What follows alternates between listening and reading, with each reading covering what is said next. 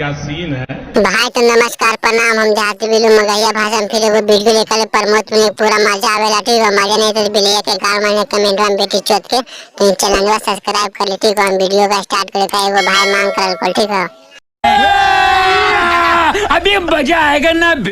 कमर दबावे के कहलू मर्द बाल तो कहबे कर तू बच्चे दिखाए छिना लगे तो देखे में, लेकिन आगे बता प्रमोद भाई कोची होला ओही में हो गइल हमसे नादानी हो गलो। कोची नादानी कर रे बहन चोकर गांव में मार ली की रहती हम तो। और अभी तो रुको, क्लाइमैक्स अभी बाकी। अच्छा सुना ये बाबा, वाह क्या सीन है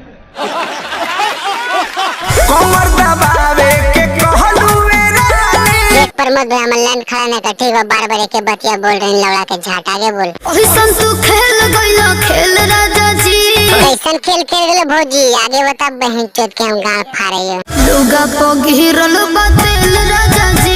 ये तेल नहीं हो छिंदरी माल हो माल अच्छा से पहचान मोछू चगरेल के प्यारी समझ गई। ओहिसन तू खेल गइला खेल राजा जी, ऐसन तू देला रते पेल राजा जी, अंदर ले हो गेले बिल राजा जी। डीजे डीजे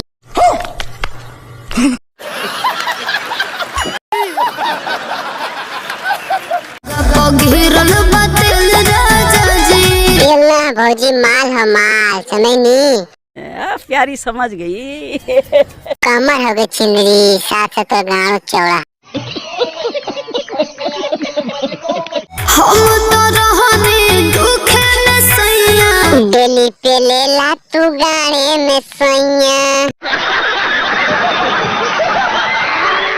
ओहिसन तू खेल गइला खेल राजा जी, ऐसन तू देला रते पेल राजा जी, गड़िया हो गइल हमर बिल राजा जी। मारो हमको जिंदा मत छोड़ो साला। लुगा पो घिरल बातेल राजा जी। लुगा पगिरल बमाल राजा जी। DJ DJ Mulayam Singh